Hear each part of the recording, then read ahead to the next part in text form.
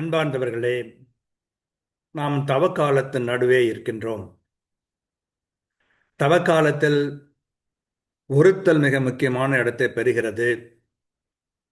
ஒருத்தலிலே ஒன்று நமக்கு வருகிற பிணிகள் முதலியவற்றையும் துன்பங்கள், இழப்புகள் இவற்றையெல்லாம் மனமாற ஏற்றுக்கொண்டு கடவுளை மாட்சிப்படுத்த முன்வருவதாகும். அதற்கு சிறந்த எடுத்துக்காட்டாக புனிதர் வளனார் விளங்குகின்றார் என்பதை இன்று நாம் காணப்போகின்றோம்.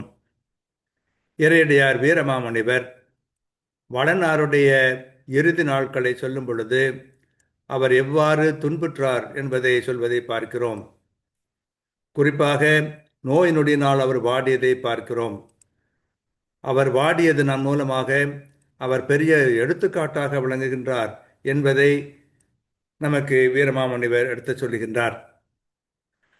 அத்திறத்து இன்பமாக அழங்கிய துன்பம் தாங்கி கைத்திறத்து ஏற்றல் இன்றி கால் திறத்து எரிதல் இன்றி மெய்த்திறத்து உருகி வாடி மேல் திறத்து ஊக்கம் வாடா எத்திறத்தாலும் ஒவ்வா எருமையின் பொழிந்தான் சூசை என்று பிணிதோற்று படலத்திலே புனித வளனாருடைய இறுதி நாட்கள் எவ்வாறு இருந்தது என்பதை எடுத்து காட்டுகின்றார்.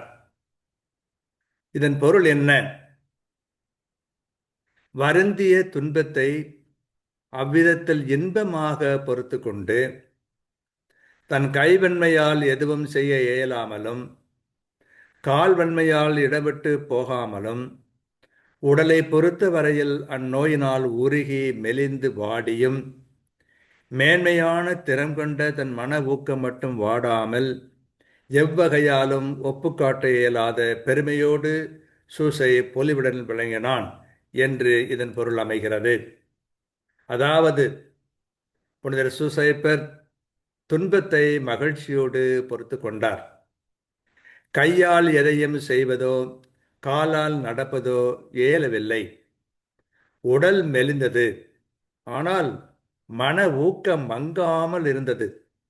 அதனால் முகத்திலே ஒரு பொலிவு திகழ்ந்தது என்று இறையடியார் வீரமாமுனிவர் எடுத்து காட்டுகின்றார். அத்திறத்தென்பமாக வழங்கிய துன்பம் தாங்கி கைத்திறத்து ஏற்றலின்றி காற்றிறத்திருத்தலின்றி மெய்திறத்து உருகி வாடி மேற்றிறத்து தூக்கம் வாடா வெத்திறத்தாலும் ஒவ்வா வெறுமையில் பொலிந்தான் சூசை என்று கூறுகின்றார். புனித வளனார் தச்சர் என்பதனால் கைவேலை கை தொழில் செய்கிறவர். எவ்வளவு உழைத்திருப்பார்!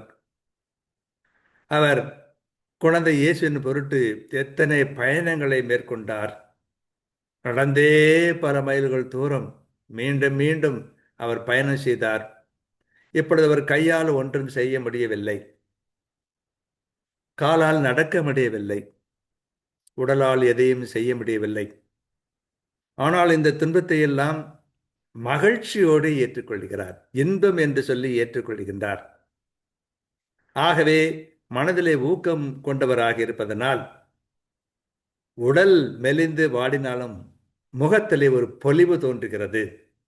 இவ்வாறு தான் தவ காலத்திலே நாம் துன்ப துயரங்களை தாங்கிக் கொள்வது, அதன் மூலமாக கடவுளை மாட்சிப்படுத்துவது நம்முடைய தொழில் என்பதற்கு புனித வளனார் சிறந்த முன்மாதிரியாக எடுத்துக்காட்டாக இருக்கிறார் என்பதை வீரமாமுனிவர் நமக்கு உணர்த்துகிறார்.